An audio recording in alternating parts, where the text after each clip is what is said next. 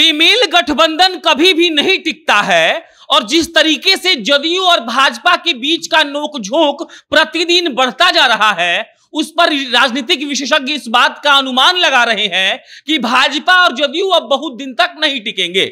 नीतीश कुमार और भाजपा एक दूसरे के पूरक कभी नहीं रहे हैं। भाजपा कुछ कहती है तो नीतीश कुमार और उनके पार्टी वाले उसका विरोध करते ही करते हैं, और अगर नीतीश कुमार कुछ कहते हैं तो भाजपा वाले कहते हैं कि यह बिल्कुल गलत है। मिला जुलाकर हम आपको यह कहना चाहते हैं कि जो पिछले 6 महीने से जिस बात का जिक्र हो रहा है कि नीतीश कुमार और भाजपा जल्द अलग होंगे और बिहार में सत्ता परिवर्तन होगा, और कुछ लोग तो यह भी कह रहे हैं कि जो महाराष्ट्र में हो रहा है वो बिहार में भी हो सकता है। इसी बारे में इस वीडियो में हम बात करेंगे। आपको बताएंगे कि संजय जायसवाल आखिर क्यों नीतीश कुमार को इतना परेशान कर रहे हैं। क्या भाजपा के शीर्ष नेतृत्व ने संजय जायसवाल को कहा है कि आप जी भरकर नीतीश कुमार और जदयू को परेशान करिए, सरकार को अस्थिर कर दीजिए, और इसके बाद ही संजय जायसवाल बीजेपी प्रदेश अध्यक्ष होने के नाते ये सब बयान दे रहे हैं, और उनका मकसद सिर्फ इतना है कि हम कैसे भी जदयू को बैकफुट पर लाएं। अब नमस्कार, मेरा नाम प्रशांत राय है, आप जनता जंक्शन देख रहे हैं। कल जब संजय जायसवाल ने बिहार के शिक्षा व्यवस्था पर सवाल उठा दिया, उसके बाद से कई बयान आए। एक बयान आया विजेंद्र यादव का। विजेंद्र यादव ये कहते हैं कि पति और पत्नी का रिश्ता है जदयू और भाजपा का रिश्ता, मतलब कि लड़ाई होगा, तो नोकझोंक होगा, लेकिन वो लोग कभी अलग नहीं होंगे। इसका मतलब आप समझिएगा, जदयू के नेता डैमेज कंट्रोल करने में लगे हुए हैं, लेकिन भाजपा इस बात को एक्सेप्ट नहीं कर पा रही है कि जदयू उनका अंग है। संजय जायसवाल ने अग्निपथ योजना को लेकर जो विरोध प्रदर्शन हुए थे, उसके लिए भी जदयू को जिम्मेदार ठहराया, और उसके तुरंत बाद लल्लन सिंह और उपेंद्र कुशवाहा आते हैं और संजय जायसवाल को रगड़ कर चल जाते हैं। लल्लन सिंह और उपेंद्र कुशवाहा के अनुसार वो लोग संजय जायसवाल को कुछ नहीं समझते हैं और संजय जायसवाल ऐसे ही बकबक बकबक करते रहते हैं। उसके बाद कल संजय जायसवाल बेतिया गए थे और बेतिया में जाकर वो ये कहते हैं कि 3 साल का डिग्री 6 साल में बिहार की सरकार दे रही है, और उसके बाद फिर से बयानबाजी का दौर शुरू हो गया है। एक आदमी यह भी कह रहा था हमको कि राष्ट्रपति के चुनाव तक इंतजार करिए, जैसे ही राष्ट्रपति का चुनाव खत्म होगा उसके बाद असली खेल बिहार में चालू होगा।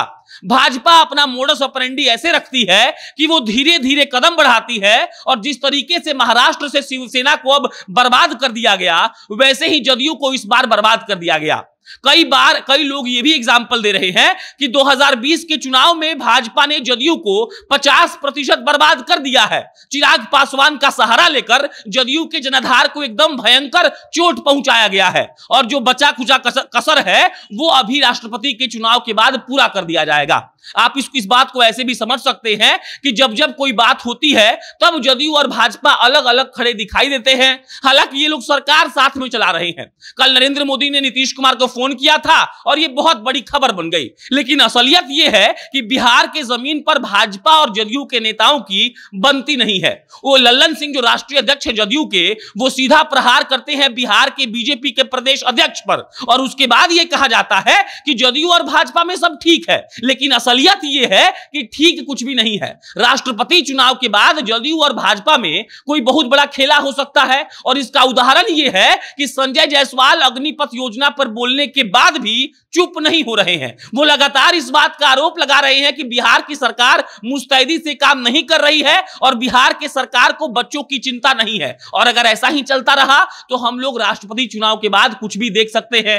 तेजस्वी यादव लगातार इस बात को लेकर कहते रहे हैं, आवाज उठाते रहे हैं कि बिहार में जो डबल इंजन की सरकार है वो आपस में ही लड़ती रहती है तो विकास कैसे करेगी, और जदयू और भाजपा के नेता हमेशा एक दूसरे के खिलाफ ही बयान देते हैं। ऐसा कोई बयान आप नहीं देखेंगे हाल के दिनों में द्रौपदी मुर्मू जी को छोड़कर जहां जदयू और भाजपा एक लाइन में एक साथ खड़ी हुई दिखेगी। मतलब साफ है कि कोई ना कोई खेला होने वाला है, और जिस तरीके से पति पत्नी का उदाहरण दिया जा रहा है उससे लग रहा है कि पति पत्नी का डिवोर्स भी होता है, तो हो सकता है जदयू और भाजपा का भी डिवोर्स हो जाए। बाकी इस खबर पर अन्य कोई अपडेट आएगा तो आपको हम इत्तला करेंगे। मेरा नाम प्रशांत राय है, आप जनता जंक्शन देख रहे थे। बहुत बहुत धन्यवाद।